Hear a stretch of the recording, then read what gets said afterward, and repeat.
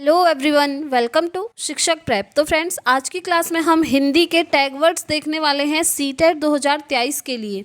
देखिए, tag words क्या होते हैं। अगर आपको किसी क्वेश्चन का आंसर नहीं आ रहा है, ज़रूरी नहीं है वो क्वेश्चन 1, 2 या 3 हो।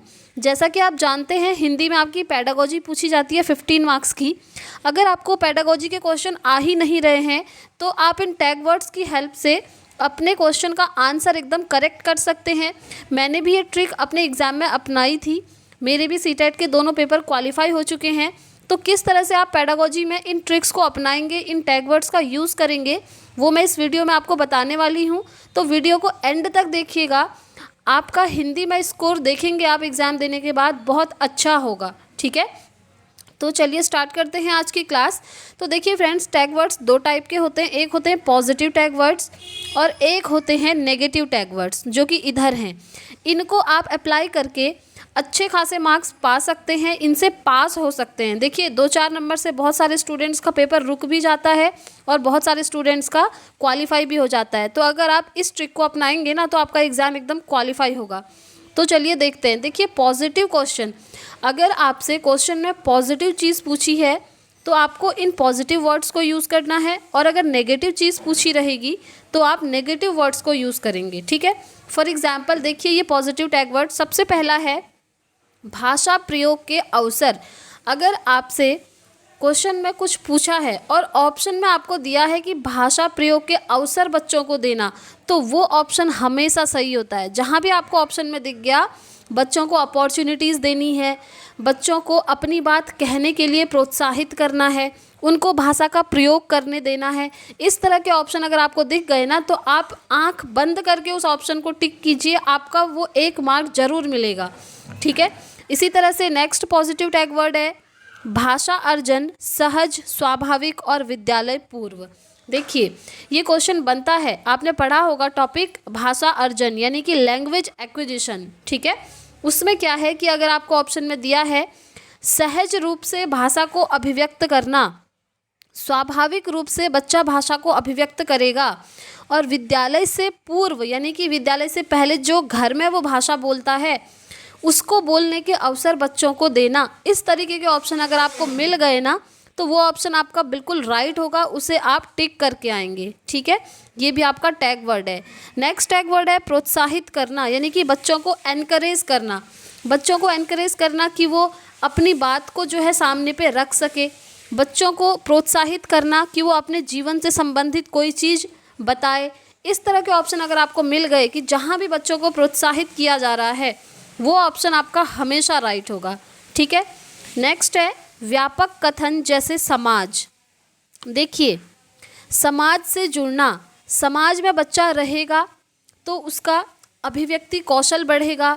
इस तरह का अगर ऑप्शन आपको मिल जाए तो वो आपका पॉजिटिव वर्ड होगा और वो ऑप्शन जो है आपका एकदम राइट होगा। ठीक है, नेक्स्ट है आकलन, पोर्टफोलियो, एकदम सही हो जाएगा। इसी तरह से जो आकलन है पोर्टफोलियो की हेल्प से किया जाता है। पोर्टफोलियो में क्या होता है, बच्चे की सारी एक्टिविटीज़ मेंशन्ड होती हैं। बच्चा कब स्कूल आया, स्कूल में वो कौन सी एक्टिविटीज़ कर रहा है, जब स्पोर्ट्स हो रहा है वहाँ पर वो पार्टिसिपेट कर रहा है या फिर नहीं कर रहा है, स्कूल में अदर स्टूडेंट्स के साथ उसका बिहेवियर कैसा है। ये सारी चीज़ें जो हैं एक गैजेट तैयार किया जाता है जिसे हम पोर्टफोलियो कहते हैं। और अगर ऑप्शन में आपको दिख गया कि पोर्टफोलियो की हेल्प से आकलन हो रहा है, तो वो ऑप्शन एकदम राइट होगा। ठीक है, ये भी आपको ध्यान रखना है। नेक्स्ट देखिए, भाषा सीखने की क्षमता जन्मजात, नोम चॉम्स्की। ये मैंने आपको थ्योरी में भी बहुत बार करवाया है। ये पूरी एक डेफिनेशन है। ये क्वेश्चन ना एज इट इज़ उठ करके आ जाता है। ठीक है, एज इट इज़ उठ करके आ जाता है। तो देखिए, नोम चॉम्स्की ने क्या कहा था कि भाषा सीखने की क्षमता जन्मजात होती है, यानी कि बच्चा जन्म से ही उस क्षमता के साथ पैदा होता है। ये चीज़ किसने कहा है, ये कहा है नोम चॉम्स्की ने। ये क्वेश्चन बहुत बार बनता है। अगर ये आपको ऑप्शन में मिल गया ना, तो ये जो है एकदम राइट होगा। ठीक है, इसे आप सही करके आएंगे। बेसिकली नोम चॉम्स्की ने क्या कहा था कि लैंग्वेज एक्विजिशन डिवाइस होता है मनुष्य के दिमाग में, जिसकी हेल्प से वो भाषा को सीख सकता है। ठीक है, और ये एलईडी कोई टेक्निकल टूल नहीं है, ये भी आप ध्यान रखेंगे। चलिए आगे बढ़ते हैं। नेक्स्ट है टैग वर्ड मातृभाषा को स्वीकारना, यानी कि जो मदर टंग होती है बच्चे की, स्कूल जब वो आता है तो कुछ ना कुछ लैंग्वेज वो घर से सीख के आता है, जिसे हम कहते हैं बच्चे की फर्स्ट लैंग्वेज या फिर बच्चे की मातृभाषा मदर टंग। तो मदर टंग को स्वीकारना, उसको प्रोत्साहित करना, बच्चे को मदर टंग में बात करने के लिए एनकरेज करना, ये ऑप्शन आपको जहाँ भी मिलेगा वो एकदम राइट होगा। ठीक है, यानी कि उसकी मातृभाषा को सपोर्ट करना है। ये नहीं कहना है कि आप मातृभाषा नहीं बोलिए स्कूल में, इससे हमारा डिस्टर्ब होता है, ये चीज़ें नहीं कहनी है। ठीक है, मातृभाषा को स्वीकारना है।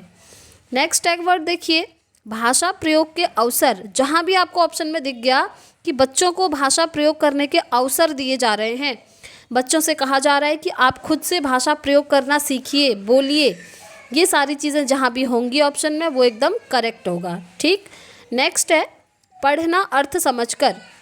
जैसे आप जानते हैं LSRW 4 लैंग्वेज स्किल्स होते हैं, यानी कि भाषाई कौशल होते हैं। LSRW सुनना, बोलना, पढ़ना और लिखना। इसमें जो पढ़ना आपका आता है रीडिंग। ठीक है, रीडिंग का मतलब ओनली पढ़ना नहीं होता है, पढ़ने के बाद उसका अर्थ समझना। जहाँ भी आपको ऑप्शन में दिख गया कि पढ़ना जो है अर्थ समझकर है, तो वो ऑप्शन आपका हमेशा राइट होगा, उसे आप सही करेंगे। ठीक है, ये टैग वर्ड्स बहुत काम आते हैं फ्रेंड्स। अगर आप ये पूरी वीडियो देख के जाते हैं ना, तो डेफिनेटली आपके 10 मार्क्स तो बढ़ेंगे ही बढ़ेंगे पेडागोजी में। ठीक है, चलिए नेक्स्ट देखेंगे लेखन, मौखिक विचार, विचारों की अभिव्यक्ति। ठीक है, लेखन के द्वारा बच्चे के मौलिक विचार आते हैं और उन विचारों की क्या होती है, अभिव्यक्ति होती है, यानी कि वो अपने विचारों को एक्सप्रेस कर सकता है लेखन के माध्यम से। ये आपको जहाँ भी ऑप्शन में दिख गया वो एकदम सही होगा। ठीक, नेक्स्ट देखिए भाषा विविधता, संसाधन, संज्ञानात्मक, सीखने में वृद्धि।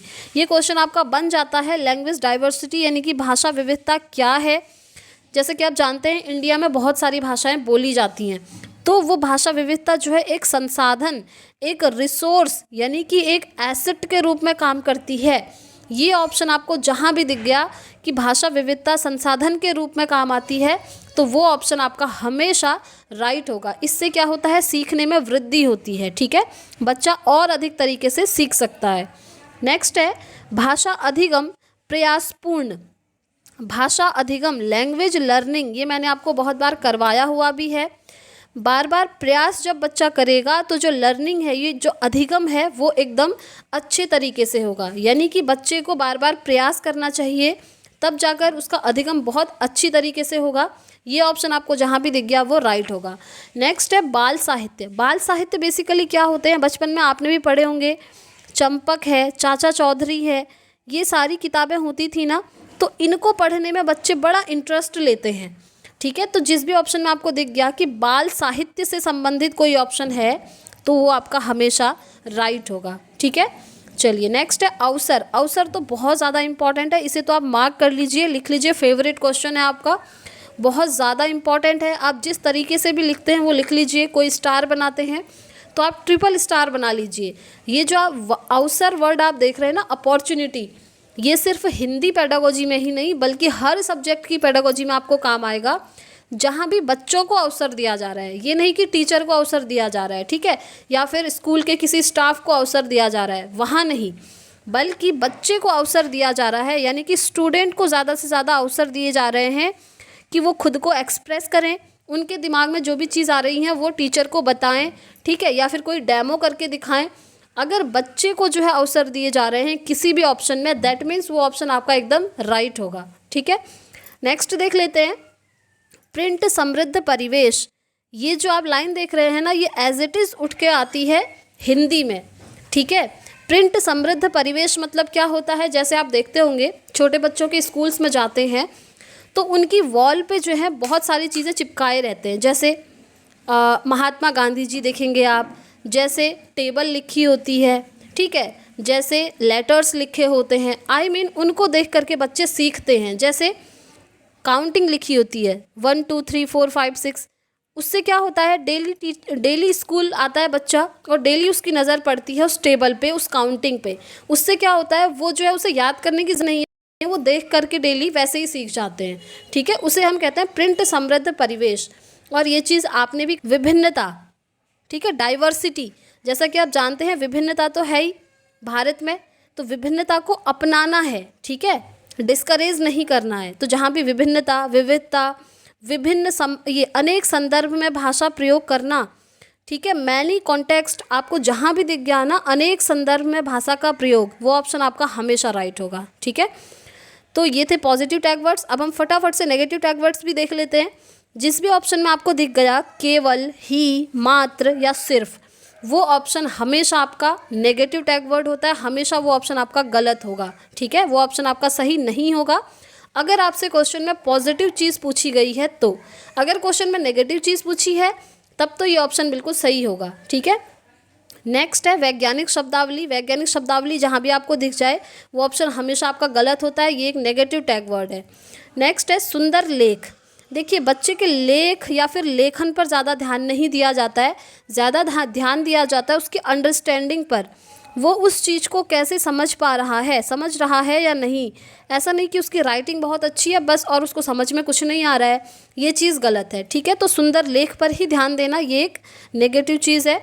नेक्स्ट है स्मरण करना या याद करना। बच्चों को कहा जा रहा है आप याद करके लाओ, कंठस्थ करो, स्मरण करो, यानी कि ये हो जाती है आपकी रोट लर्निंग। रोट लर्निंग मतलब यही होता है याद करना, बच्चों को कोई चीज़ याद नहीं करवानी है। ठीक है, ये ऑप्शन हमेशा गलत होगा, बच्चों को समझाना है, याद नहीं करवाना है। नेक्स्ट है काव्यात्मक भाषा। काव्यात्मक भाषा इज़ द नेगेटिव टर्म, ये आपको ध्यान रखना है। नेक्स्ट है पाठ्यपुस्तक के ज्ञान पर बल देना। देखिए, अगर पाठ्यपुस्तक के ज्ञान पर ही बल दिया जाएगा तो स्टूडेंट के ऊपर कौन ध्यान देगा बताइए, है ना। तो सिर्फ पाठ्यपुस्तक पर ध्यान देना is the negative term. Next है मानक भाषा पर बल देना। मानक भाषा होती है स्टैंडर्डाइज्ड लैंग्वेज। ठीक है, तो मानक भाषा पर बल देना भी एक नेगेटिव चीज़ होती है, ये भी याद रखेंगे। नेक्स्ट है बाधा जटिलता, ये भी एक नेगेटिव टैग वर्ड है। अगर ये आपको ऑप्शन में कहीं भी दिख गया तो इसे आप बिल्कुल नेगेटिव करके आ सकते हैं। मीन्स अगर क्वेश्चन आपका पॉजिटिव पूछा है तो ये ऑप्शन आपका हमेशा गलत होगा, और अगर क्वेश्चन में ही आपसे नेगेटिव पूछा है तो ये सारे नेगेटिव टैग वर्ड्स आपने वहाँ पर यूज़ कर लेने हैं।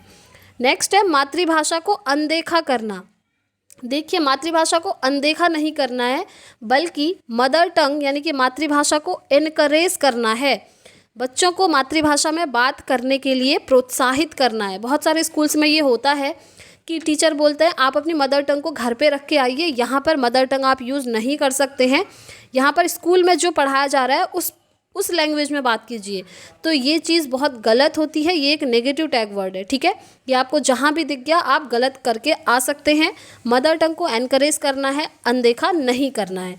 तो फ्रेंड्स, ये थे पॉजिटिव और negative tag words for Hindi subject. I hope आपको वीडियो पसंद आई होगी। नेक्स्ट वीडियो में हम एक एक करके हर सब्जेक्ट के टैग वर्ड्स मैं आप लोगों के लिए लेकर आऊँगी।